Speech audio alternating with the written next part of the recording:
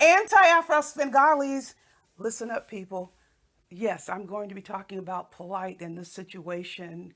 I have to explain a couple of things, but before I do that, I'm responding to your request. And I'm assuring you that what you're asking me to do is not worth the time and energy. What am I referring to? There is a person who desperately wants me to address them and to give all of this time and all of this energy, and I'm simply not going to do it. And I'm going to explain to you why. But before I do that, I'm going to play a brief video clip and I'm going to come back and give you the details. Stay tuned and I will return. Look at her mouth. She'll just swallow a penis, just stuff it all in there. Look at that. Look at the mouth on this woman. What do y'all think, man? She actually said, I wouldn't date D Darrell because I wouldn't want him to leave his wife. I'm like, what is the hell is this woman talking about? He said, no, I couldn't date D Darrell. I don't want to take him from his wife. Bitch, are you losing your motherfucking mind? Are you out your goddamn mind? You, oh my God. This hideous looking creature, and I mean hideous looking creature, actually had the mind to think that I would leave my wife for you? Are you fucking kidding me? Okay, you saw this video. It's pretty shocking, is it not? You probably had no idea what you were going to see. So I'm explaining to you the reason why I'm not going to be getting into anything with this person because there is a goal and there is an objective. Now, listen, we agree when people make statements about us that are so atrocious and disgusting, there might be times when we will ignore them. True. But it is a very different situation when you turn around after someone has said something like this about you. Not only do you refuse to defend yourself, you go and hook up with the people who support this very person, including those who have sat on the panels while this information was dispensed about you. So if you are in that situation, that means there would be nothing I would have to say to you because it's not worthy of my time to have any sort of, people like to say beef. There is no beef. There never was a beef. It's not worth my time and energy if a person is unable to defend him or herself. Furthermore, you all have done a very good job of demonstrating clearly that the people this person surrounds herself with are also looking to build channels. If they have enough talent and creativity and people are interested, they would not need to mention my name every single solitary day of the week. They would not have to pursue Al to every place he goes and find ways to talk about him. So that is all the time I am giving to this individual. If you're interested in the depths of the degradation this person allowed herself to be subjected to without an answer and chooses to think there's somehow a beef with me versus a person who attacked her and those who support him, you're welcome to indulge. I have nothing else to say. I have so many other things I can be talking about and that you are interested in hearing. This would not be one of them. We are moving on. Okay, let's talk about Polight. I have deliberately not posted any videos on Polight, and I'm going to tell you why. I am so focused on the legal aspects of a case. And before I actually get more into detail with that, I definitely have to acknowledge those of you who are driving hard, as you always do, on the victim advocacy, on the victim rights side of this issue. I give homage to you. You have done this as a natural response in so many cases. You have not waited for the situation about Polight to come up. You have done it each and every time the situation calls for such, and you have taken so many hits so many hits for it, and you keep going because that's what drives you. I give honor and praise to you for doing this, and I'm going to call out the names. I'm going to call out Nyla, I'm going to call out Cynthia G, I'm going to call out Irene, I'm going to call out Tanya TKO. I'm calling out Woman Sphere. And yes, I am calling out Taz.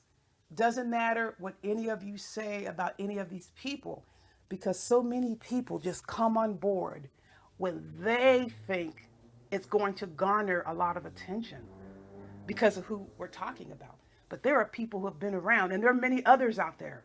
Many others, of course, my dear friend Rev G, and others just rocking with their own channels, not looking for any sort of fame or fortune.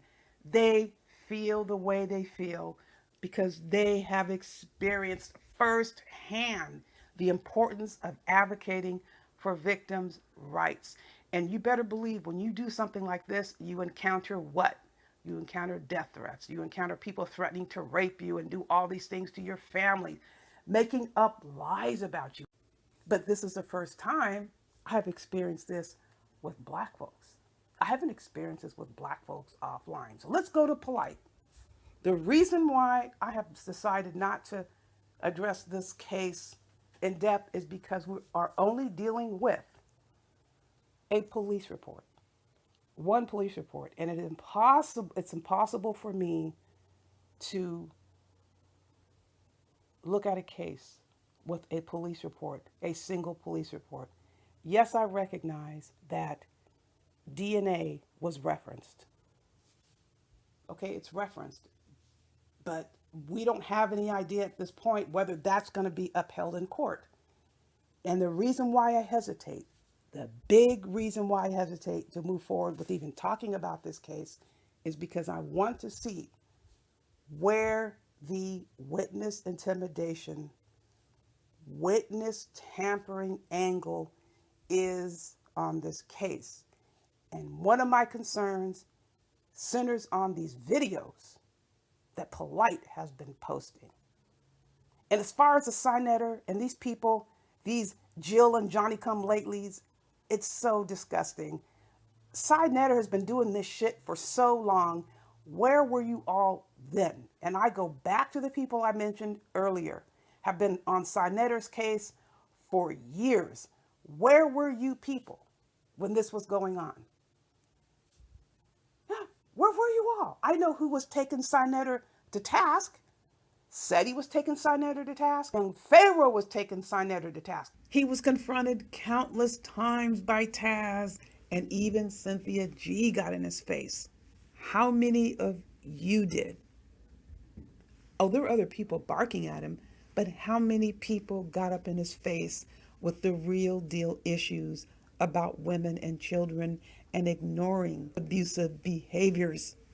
Listen, Signetter came for a 20-year-old. He's 30 years older than young Pharaoh and was trying to send him back to prison based on lies. Signetter is a liar, people. He's always been a liar. Where were you then? No one cared. All you did was bash the people who made it clear what he was all about. Bullshit and lies. That is his legacy. That is his existence. As Polight, they go hand in hand. The case with Polight, the witness intimidation factor, needs to be looked at because this is what happens to witnesses. Witnesses change their stories, witnesses disappear, and unfortunately, most unfortunately, witnesses end up killed. And take it from me, first-hand experience working with victims for many years. And listen to this. There are times when you can't even connect that witness's death to the defendant. I'm not saying that defendants actually killed the witness, but they can't connect the defendant to that witness's death or murder. So the person walks on that and they walk on the original charge. So where is the insulation against witness intimidation and witness tampering? Because that issue is out of control in our community, specifically in our community with this bullshit, no snitching, and this crappy code issue, which benefits frauds and criminals only. And this is what Sinetter's platform is based on. His platform is based on this. So how the hell can you all come up here now and act like you're so appalled? You don't have credibility because you were silent. You were silent when what? Right in front of your faces. And you know who I'm speaking about. If it doesn't apply to you, you wouldn't feel an ounce of guilt. If this doesn't apply to you, you know if it applies to you. So many of you buck and ran. You didn't say anything when you have these people that were threatening the lives of children, threatening the lives of parents. When you threaten the life of a parent, you are threatening the life of a child. So you have double prong. Then you have triple prong if that child is unaware of those threats. This was going on right here in these particular YouTube streets, threatening to rape and torture people, threatening to rape minor children, threatening to kidnap children, threatening to come to people's houses, threatening to rape spouses. And I'm not talking about in reciprocation because you're an argument. We're talking about people who are initiating, not somebody coming back because they're pissed and they're reacting. I'm talking about you're arguing about something, and the point of argument, initiation, is you're going to rape somebody's wife or child, or kidnap somebody's child, or show up at somebody's house, or you want someone to think you're going to be coming to their house where they have minor children. Where was your outrage then? Because there's never just an automatic impulsivity when it comes to crimes. Crimes are planned. Virtually 100% of crimes are planned. Even if you don't have the victim, you are looking for the opportunity. And it's played out over and over and over in that criminal's mind. And when you give that criminal an audience to express it, there goes reinforcement of intent, which is why we have somebody sitting up in here right now who's been told by the FBI, you continue this shit, the next visit is going to be handcuffs and you're going to be put in federal custody. This is no joke, people. And what are you guys doing? You're continuing to allow this person on your platforms. Who called out this person? Oh, yes, some people called out this person, but very few. You are allowing this person on your platforms. You continue to support this person. How can you sit here and talk about Polight when you're allowing this person on your platforms? And there are other people who've made threats. And you are welcoming these people with open arms. Go back to the beginning of that video. This person is in the same boat, hooking up with TCTV. TCTV/Ghost? Are you serious? That's the main connoisseur who was supporting this. And the person you heard talking, bankrolling so many of these activities. And you have so many people up here claiming that they're advocating for children and women. No, many of you are vilifying women and children. You heard it at the beginning. But guess what? People on the receiving end of that, they're even saying, I'm not going to deal with that. I'm going to go after the people who are speaking the loudest against it, which would be people like me and many others. I could name names. I'm only naming Rev G. There are other anti-fraud warriors who are working very hard on this issue. We're not putting their names out there because we know what people will do. And I'm not concerned at all about what they will do in response. They can defend themselves, but I'm not going to reference them. I will not do that because people out here are opportunists. They don't care about this 14-year-old. They don't give a shit about all the things Polight did, because if they did, they would have done something about it. I told you over and over I wasn't going to cover Polight and his fraud because there was no leverage. If you have people who are unwilling to even make a police report, what difference does it make if I'm going to do a video? No leverage. And guess who went and sued Polight? Young Pharaoh. And you're talking about him like a dog. And he is a victim of side netter as well. You don't have to like all the people that everybody likes. Everybody can have their opinion, but people jump on things they don't have a history. Young Pharaoh was a victim of Polight as well, but people jump on the wrong shit. And now you're saying that Polight is a demon? He was always a demon. You just ignored it. Now it's time to get clicks and views. You claim you're for this victim. How can you be for this victim when you ignore all other victims? Victim rights advocacy is not selective. A victim is a victim, no matter the color, no matter the race, no matter the sexual orientation. That's another thing. Oh, you can only be a victim if we say you're a victim? What the hell is that? Only victims based on what you say is a victim? No, this is opportunism. Either you are for a victim and their rights or you are not. And when you can be self-selecting and silent and mute in some situations and come out blazing in others, that's phony. That's bullshit. That's hypocrisy. Because so many of you were silent when this shit was going on in this space. And no, this is not about picking a person, me, anti-Afro-Singales. I have to like her, so I'm going to support the fact that she should not have been attacked. No, it's not about me personally. It's the concept. Either you're for victims' rights or you are not. Quit being for yourselves and your freaking channels and your views and your super chats behind this, because that's what so many of you are all about. You don't care about this victim. If you cared, you'd have been addressing Polight and the people he has victimized all along. And one of those victims is young Pharaoh. It's hypocrisy. It's disgusting. I don't see how people can look in a mirror at themselves and they act so self-righteous about it. Oh, yes. Oh, you don't care. You do not care. You care about yourselves, people. And that is a reflection that we see in our community. So many people in our community are intimidated and threatened when they are victimized. Sarnetter, as disgusting as he is, as vile and repugnant as he is, at least he's being consistent. What is your excuse? And I hope that consistency buries him 20 feet under in whatever case he can be drawn into.